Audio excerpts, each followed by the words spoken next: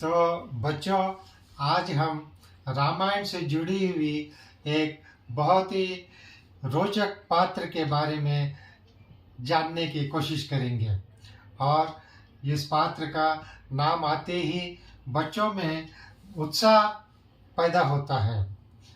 बचपन में भी जब हम रामायण की कहानियाँ सुनते थे और हमें लक्ष्मण जी के बेहोश होने पर और हनुमान जी की संजीवनी बूटी लेके आने का किस्सा सुनने को मिलता था, और जिससे संजीवनी बूटी न मिलने पर हनुमान जी पूरा का पूरा पर्वत उठा कर लाए। यह किस्सा बेहद रोचक लगता था। और आज हम इसी पात्र हनुमान जी के बारे में देखने जा रहे हैं, और हम आशा करते हैं कि आज के बच्चों को भी यह पात्र उतना ही रोचक लगे और उत्साह से यह कहानी सब सुने। तो हम ये कहानी शुरू करते हैं। मेघनाथ, जिसे इंद्रजीत भी कहते थे, उसे कई मायावी शक्तियां हासिल थी, जिसे उसने अपने तप के बल पर हासिल किया हुआ था। राम रावण युद्ध में जब मेघनाथ युद्ध भूमि में उतरा, तब उसने राम के कई हजारों सैनिकों को मार गिराया था। जब लक्ष्मण जी इंद्रजीत को रोकने के लिए रणभूमि में पहुंचे, तब इंद्रजीत ने उन पर शक्ति का प्रहार किया। मेघनाथ की शक्ति के प्रहार से लक्ष्मण जी मूर्छित हो गए। तब हनुमान जी उनके संकट मोचन बने और सुषेण वैद्य को लेकर आए। जब विभीषण ने सुषेण वैद्य के बारे में बताया, तब हनुमान जी उन्हें उनके भवन सहित उठाकर ले आए, क्योंकि सुषेण वैद्य रावण के राजवैद्य थे। उन्हें लाना इतना आसान नहीं था। सुषेण वैद्य ने जब लक्ष्मण जी को देखा और कहा कि हिमालय में द्रोणगिरी नामक पर्वत पर संजीवनी नाम की बूटी और कई बूटियां है, जिसे लाने से सूर्योदय से पहले लाने से और लक्ष्मण जी का इलाज हो सकता है और वे बच सकते हैं।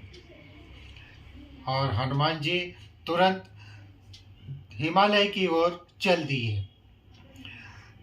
जब रावण को इस बात की खबर मिली, तब उसने एक षड्यंत्र रचा।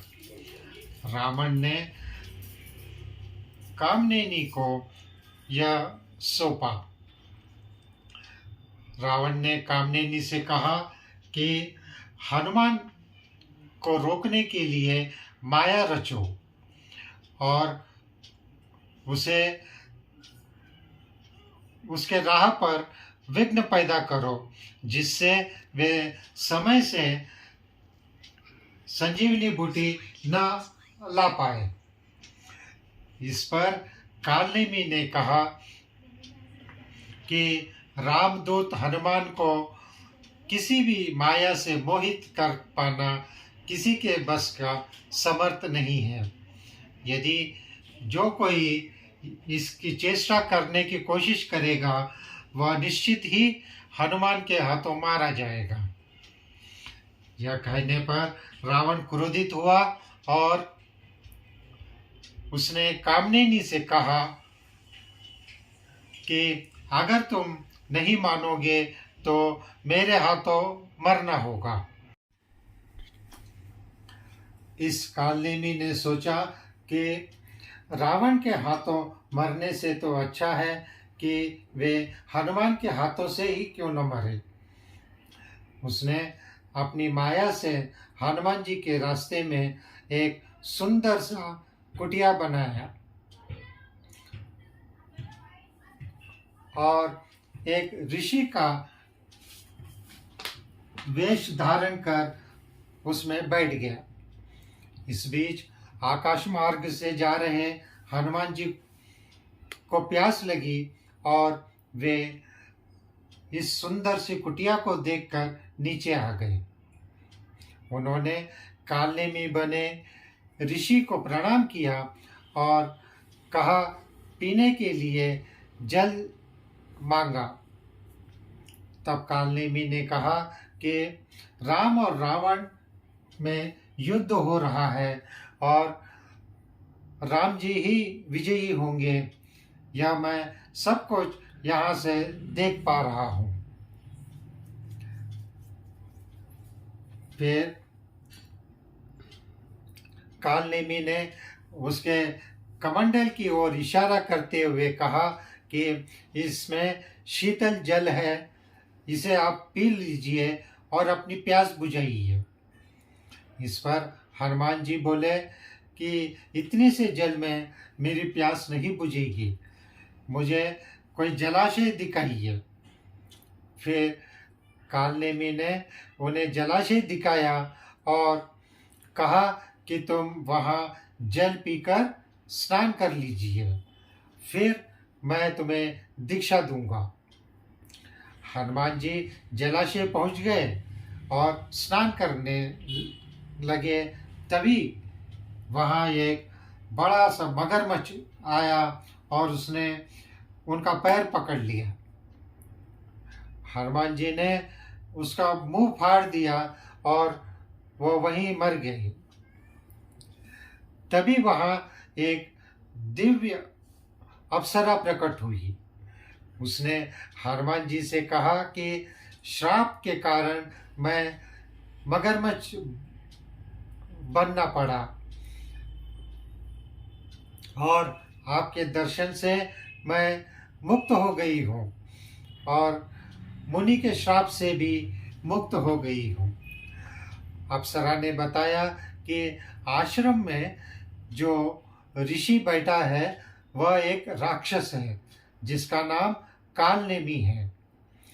यह बात जानकर हनुमान जी तुरंत कालनेमी के पास पहुंच गए और बोले, मुनिवर, आप सबसे पहले गुरु दक्षिणा ले लीजिएगा, मंत्र बाद में दीजिएगा। इतना कहकर हनुमान ने कालनेमी को अपनी पूंछ में लपेट लिया और पटक कर मार डाला। मरते हुए कालनेमी का राक्षस स्वरूप सामने आ गया।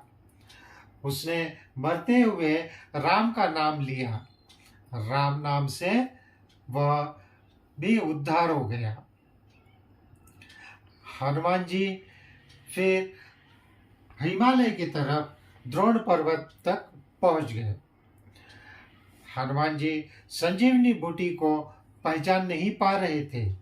तभी उन्होंने द्रोणगिरी पर्वत का एक हिस्सा उखाड़ लिया और उस हिस्से को लंका ले गए। ये पर्वत बद्रीनाथ धाम के करीब 45 किलोमीटर दूर स्थित है। आज भी द्रोणगिरी पर्वत का ऊपरी हिस्सा कटा हुआ लगता है। इस हिस्से को हम आसानी से देख सकते हैं। और जैसे ही सूर्योदय के पहले हनुमान जी उस पर्वत के हिस्से को लेकर लंका पहुँचे और सुषेण वैद्य ने अपने दवाई बनाकर लक्ष्मण का इलाज किया और वे तुरंत पहले से भी स्वस्थ होकर जाग गए। और इसी के साथ यह कहानी समाप्त होती है। नमस्कार।